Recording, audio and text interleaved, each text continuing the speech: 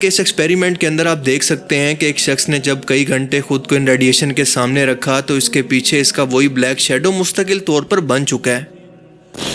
Hi guys, welcome back to my channel. This is Reactopedia اور آج جو ہم ویڈیو دیکھنے والے ہیں that's a scientific factual video. تو کچھ ماڈرن سائنس نے کچھ ریسنٹ ریسرچ کی ہے جس کے بیسس پہ ہمیں قرآن کے کچھ نئے میراکلز پتہ لگے. So that's the video we will be watching today and I'm really very keen کہ ماڈرن سائنس نے ایسی کیا کیا ریسرچ کی ہے جس کے بیسس پہ ہمیں قرآن کے کچھ نئے میراکلز سمجھ آئے.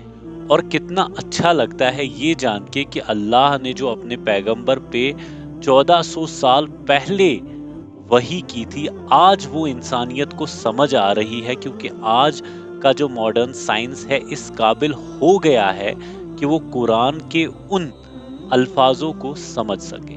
So yes, without wasting any further time, let's get into the video and see what is there in the video.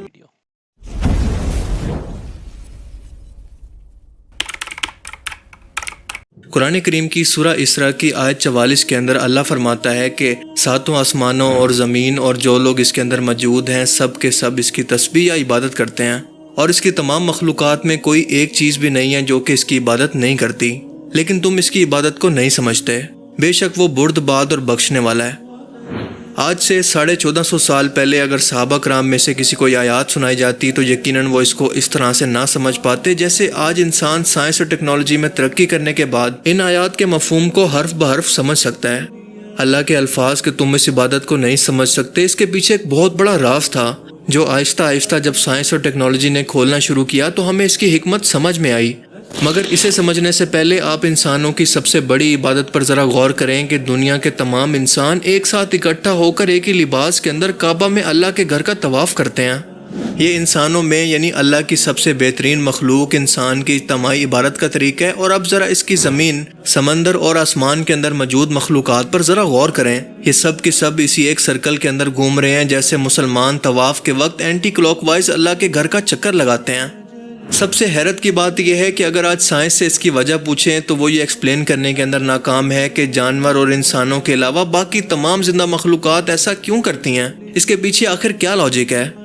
اور یہی نہیں بلکہ اللہ کے دعویٰ کے مطابق آپ کو یہ پیٹرن اس کی چھوٹی سے چھوٹی تخلیق یعنی ایٹم اور اس سے بھی چھوٹے کوارکس کے اندر بھی نظر آئے گا، اور اگر ایٹم میں الیکٹران اپنے نیوکلس کے گرد اسی سرکل میں گھوم رہے ہیں تو کائنات کے اندر موجود سٹارز کے گرد ان کے پلینٹس اور گلیکسیز، کلسٹرز، سپر کلسٹرز، یہ سب کے سب اسی ایک سرکولر موشن کو فالو کر رہے ہیں، اور ہماری یہ پوری کی پوری یونیورس بھی اسی سرکولر پیٹرن کو فالو کر رہی ہے، جس کا ثبوت یہ ہے کہ جب بھی آپ ملٹی ورس کا کانسیپٹ دیکھتے ہیں یا پھر ہمارے یونیورس کا کانسیپٹ دیکھتے ہیں تو ہمیشہ یہ آپ کو ایک سرکولر پیٹرن کے اندر یا پھر ایک ببل کی صورت میں دکھائی جاتی ہے، اور اس سرکولر یونیورس کے اندر ایک واحد زمین ہے جہاں پر زندگی کے آثار موجود ہیں، وہاں پر بھی نظر آنے والی مخلوقات ہوں یا پھر نہ نظر آنے والی مخلوقات، ان تمام کے اندر ایک ہی پیٹرن موجود ہے۔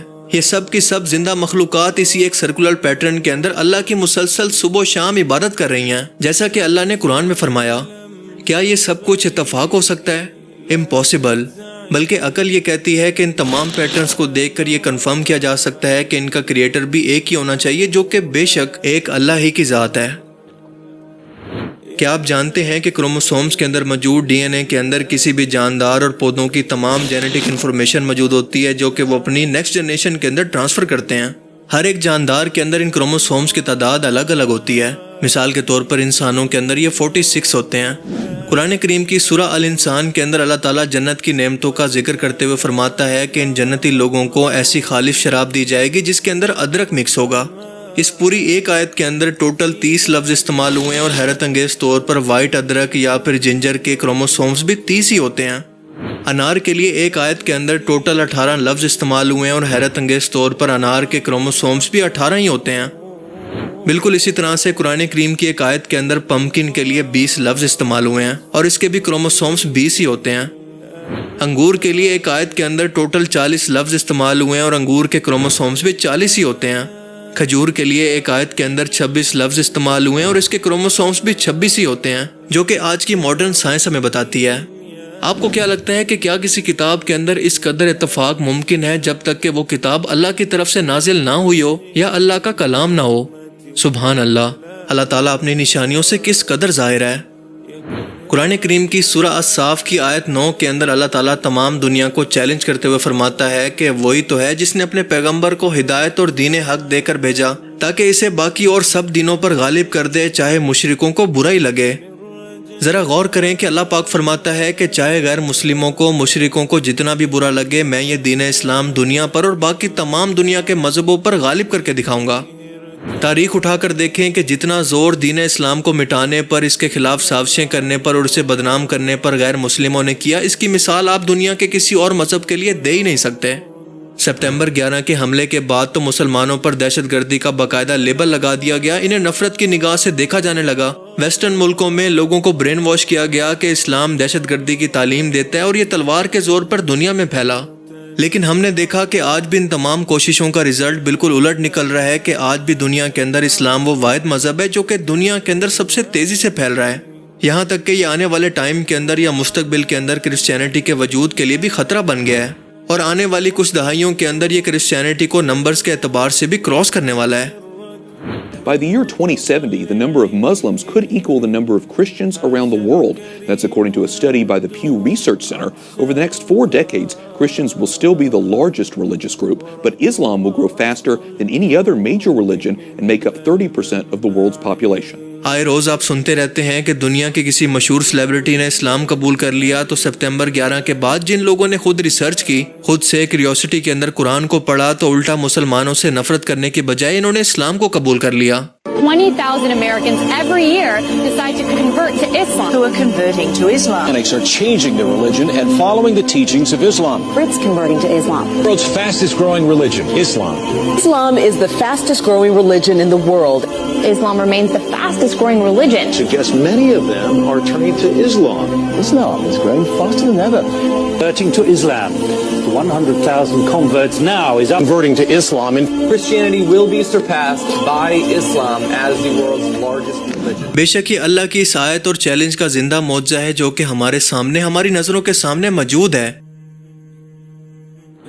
کیا آپ امیجن کر سکتے ہیں کہ ایک عام انسان جس نے آج سے ہزاروں سال پہلے ہماری زمین سے باہر نکل کر ہمارے سورج کے رنگ کو نہیں دیکھا تھا، اگر اس وقت اسے یہ بتایا جاتا کہ ہمارا یہ سورج اور اس کی روشنی جو کہ زمین پر نظر آتی ہے یہ دراصل یلو نہیں ہے بلکہ وائٹ ہے، تو کیا وہ اس بات پر یقین کر لیتا؟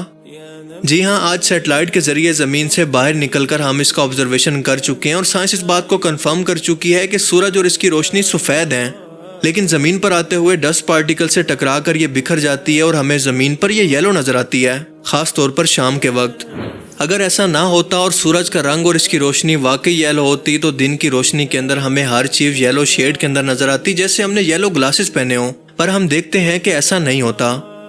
سورج کی سفید روشنی سے جو پارٹیکلز ٹکراتے ہیں وہ بلو اور وائلٹ رنگ کو زیادہ بکھیرتے ہیں، جن کی ویو لینتھ کم ہوتی ہے، اور اسی کم ویو لینتھ کی وجہ سے اس کا اثر ہمیں صرف آسمان کی حدود تک کی نظر آتا ہے، اس کا اثر نیچے تک ہمیں ٹرانسفر ہوتا نظر نہیں آتا۔ People say the sun is yellow. No, it's not. It's white. If the sun were yellow, just think this through.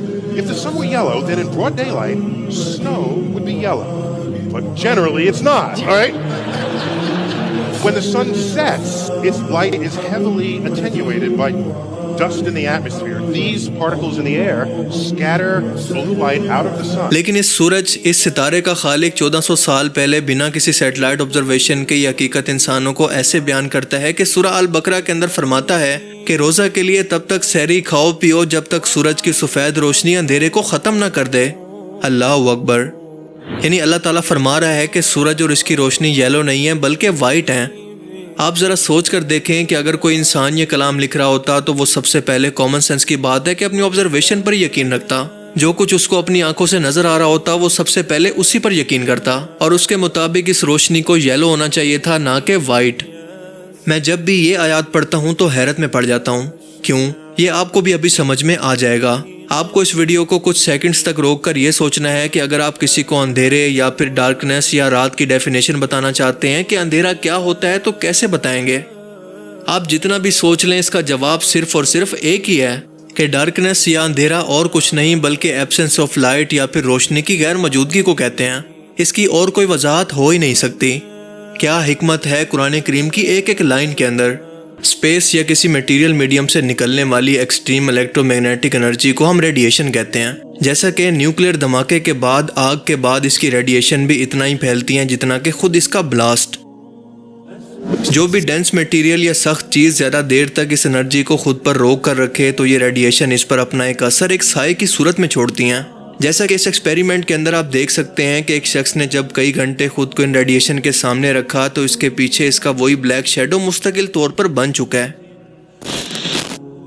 ہمارا یہ سورج بھی اس ریڈیشن کو ultraviolet rays, x rays, infrared اور یو وی ریز کی صورت میں زمین تک بھیجنے کی کوشش کرتا ہے، لیکن زمین کے گرد موجود قدرتی پروٹیکشن شیلڈ جو کہ مختلف صورتوں کے اندر مثال کے طور پر اوزون لیئر جو زمین سے 30 میل اوپر موجود ہے، زمین کا میگنیٹک فیلڈ، اس کا ایٹماسفیئر جو کہ ان ریڈیشن کو زمین پر پہنچنے سے پہلے ہی خلا کے اندر بکھیر دیتا ہے۔ اس کے علاوہ انوائرمنٹ کے اندر موجود بادل اور ڈسٹ، یہ سب مل کر ان ریڈیشن کا اثر زمین پر انتہائی کم کر دیتے ہیں۔ لیکن کیا آپ جانتے ہیں کہ اگر یہ قدرتی شیلڈ زمین کے گرد موجود نہ ہوتی تو یہ انسان کے ڈی این اے تک کو بدل سکتی تھی؟ کینسر، اندھا پن، امیونٹی کا ختم ہونا، ریڈیشن پوائزننگ یعنی ہوا کا بھی زہریلا بننا، اولاد کا نہ ہونا، شدید گرمی اور انوائرمنٹ کے اندر بدلاؤ سے آہستہ آہستہ زمین پر زندگی کا وجود ہی ختم ہونے لگتا۔ یعنی یہ صرف ایک قدرتی شیلڈ زمین پر موجود زندگی کو قائم رکھ سکتی ہے اور اس کو ختم بھی کر سکتی ہے۔ آج سے 1450 سال پہلے یہ بات صحرا کے اندر رہنے والے لوگوں کو جن کو سائنس کا بیسک تک علم نہیں تھا کون بتا سکتا ہے سوائے زمین کے خالق اللہ کے۔ قرآن کریم کی ان آیات پر غور کریں کہ سورہ الفرقان کی آیت 45 کے اندر اللہ فرماتا ہے کہ کیا تم نے اپنے پروردگار کی قدرت کو نہیں دیکھا کہ وہ سائے کو کس طرح سے بڑھا کر پھیلا دیتا ہے اور اگر وہ چاہتا تو اس کو بے حرکت ٹھہرا دیتا، پھر سورج کو اس کا رہنما بنا دیا۔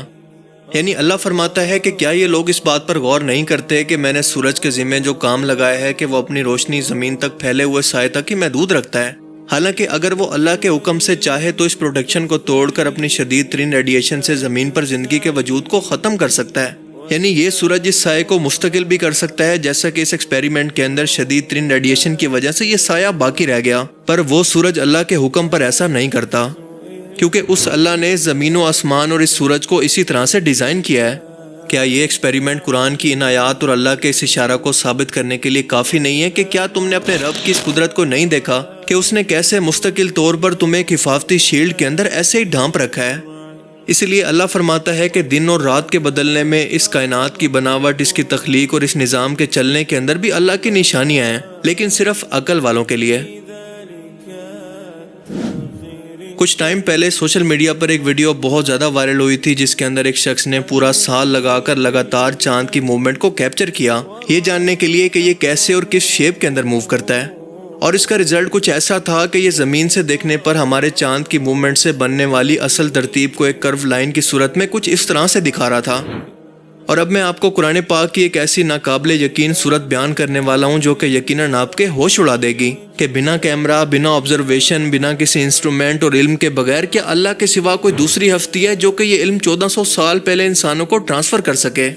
سورہ یاسین ورس 39 اللہ فرماتا ہے کہ چاند کی بھی ہم نے منزلیں یا اس کے لیے راستہ مقرر کر دیا ہے یہاں تک کہ وہ کھجور کی پرانی شاخ کی طرح ہو جاتا ہے۔ اللہ اکبر! آئیں ذرا اب آپ کو کھجور کی پرانی شاخ دکھاتے ہیں، اس کے بعد یقیناً کسی وضاحت کی ضرورت ہی نہیں ہے۔ سورہ البقرہ آیت 266 کے اندر اللہ پاک ایسے لوگوں کی مثال بیان کرتا ہے جو کہ نیک ہونے کے باوجود بھی منافقت اور بے ایمانی سے کام لیتے ہیں۔ ان کے اعمال اللہ تعالیٰ کیسے ضائع کرتا ہے؟ اللہ فرماتا ہے کہ بھلا تم میں کوئی یہ چاہتا ہے کہ اس کے پاس کھجوروں اور انگوروں کا باغ ہو جس کے اندر نہریں بہ رہی ہوں اور اس میں ہر طرح کے میوے موجود ہوں اور اسے بڑھاپا آ کر پکڑے اور اس کے ننھے منھے بچے بھی ہوں، تو اچانک اس باغ پر آگ کا بھرا ہوا بگولا چلے اور وہ جل کر راکھ کا ڈھیر ہو جائے؟ اس طرح سے اللہ تم سے اپنی آیتیں کھول کھول کر بیان فرماتا ہے تاکہ تم سوچو اور اس کو سمجھو۔ یہ آگ کے بگولے عام طور پر ہمیں ہوا کی وجہ سے بنتے ہوئے دکھتے ہیں جن کو ٹورنیڈو کہتے ہیں، لیکن اگر میں آپ سے کہوں کہ یہ آگ کے بگولے یا فائر ٹورنیڈوز اتنا ریئل ہیں کہ اسے کئی صدیوں میں ایک بار جا کر کہیں پر دیکھا جا سکتا ہے، اور سائنس نے اسے بس حال ہی میں 20ویں صدی کے اندر ڈسکور کیا، تو کیا آپ میری بات پر یقین کریں گے؟ یہ فائر ٹورنیڈوز عام طور پر ایکسٹریم قسم کی آگ کے دوران جنگلات کے اندر آبزرو کیے جاتے ہیں جو کہ راستے کے اندر آنے والی ہر چیز کو اس آگ سے تباہ کر دیتے ہیں۔ لیکن اللہ تعالیٰ کی ذات آج سے 1400 سال پہلے منافق لوگوں کے اعمال کو اسی طرح سے برباد ہونے کی مثال اس آگ کے ذریعے دے رہا ہے جو کہ اس دور کے اندر دیکھنا تو بالکل ناممکن تھا، کیونکہ آپ جانتے ہیں کہ عرب کے اندر عام طور پر جنگلات تو موجود ہی نہیں تھے، اور نہ ہی ایسی کسی بڑی قدرتی آگ کی تباہی کا ذکر تاریخ کے اندر ہمیں کبھی ملتا ہے۔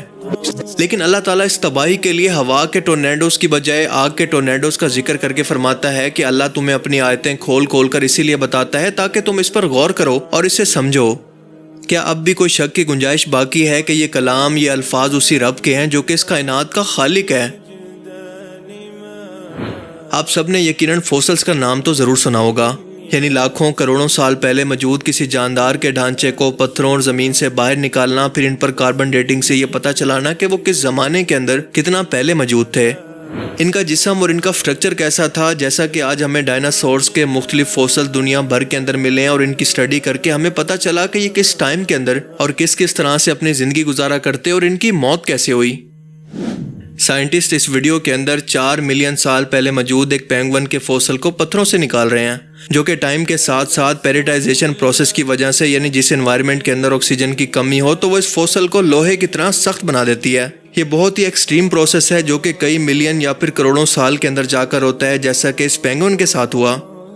اللہ کی ذات کے لیے کیونکہ اس ٹائم کی کوئی لیمٹ نہیں ہے، اسی لیے وہ قرآن کریم کی سورہ الاسراء کے اندر فرماتا ہے، جس کا مفہوم ہے کہ اے محمد، کافر جب آپ کے بارے میں سرگوشیاں کرتے ہیں اور کہتے ہیں کہ معاذ اللہ اس پر جادو ہو گیا ہے، تو ہم ان کی ہر بات کو سن رہے ہوتے ہیں۔ وہ کہتے ہیں کہ کیا جب ہم مر جائیں گے، ہماری ہڈیاں ریزہ ریزہ ہو جائیں گی، تو کیا دوبارہ پیدا ہو کر اٹھیں گے؟ ایسا کیسے ہو سکتا ہے؟ اے محمد، ان سے کہہ دو کہ ہاں، ہم تمہیں دوبارہ زندہ کریں گے، چاہے تمہاری ہڈیاں پتھر یا لوہے کی ہی کیوں نہ بن جائیں۔ اللہ اکبر۔ یہ کئی کروڑ سال کا جیولوجیکل پروسیس ہے، لیکن آخر کس نے ٹائم کے اندر آگے یا پیچھے جا کر اس کو دیکھا ہوگا؟ کون ہے جو کہ ان جانوروں کے بیچ رہ کر ان کی موت اور ان کے فوسلز کو اس طرح سے آبزرو کر کے دنیا کو بتا رہا ہوگا؟ کیونکہ ایک عام انسان کی عمر تو صرف 65 سے 70 کے بیچ ہی ہوتی ہے۔ جواب ہے کہ بے شک اللہ کی ذات۔ اللہ تعالیٰ سے دعا ہے کہ وہ ہمیں سمجھنے کی اور نیک عمل کرنے کی توفیق عطا فرمائے، آمین۔ So this was the video and میں تو بہت ہی زیادہ شاکڈ ہو گیا یہ ویڈیو دیکھنے کے بعد. The way I mean that circular motion is happening in every thing that we notice around, right?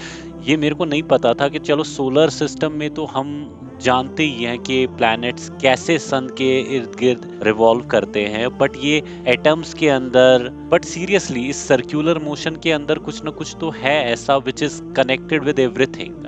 ہر کسی چیز میں اگر ہم غور کریں تو وہ kind of circular he revolve کر رہا ہوتا ہے. سیریسلی مجھے بھی آج تک یہی لگتا تھا کہ سورج کا رنگ جو ہے وہ یلو ہے، کیونکہ میں نے بھی یہ نیوز آج تک کبھی نہیں سنی تھی جس میں یہ پتا لگا ہے کہ سورج کا جو ایکچوئل رنگ ہے that is not yellow, that is white, and it is already mentioned 1450 years ago in قرآن پاک. اور یہ جو وائٹ وہاں پہ مینشن ہوا ہے دیٹ از سم تھنگ جو لوگوں کو اب پتا لگ رہا ہے کہ ایکچولی میں سورج کا رنگ یلو نہیں وائٹ ہے، تبھی ہمیں چیزیں یہاں پہ ود یلو شیڈ نہیں دکھتی، ان ایکچوئل کلر دکھتی ہے، ادروائز برف کا رنگ ایکچولی میں یلو ہوتا. یقیناً قرآن پاک اپنے آپ میں ایک میریکل ہے، اور سیریسلی ود ٹائم جیسے ہی ماڈرن سائنس اور زیادہ ڈیولپمنٹ کرنے لگا ہے، لوگوں کو پتا لگتا ہے، سمجھ آتا ہے کہ ایکچولی قرآن کس چیز کو ریفر کر رہا تھا اس ٹائم پہ. آج بھی قرآن کی کچھ چیزوں کو ہم ایکچوئل وے میں نہیں سمجھ پاتے،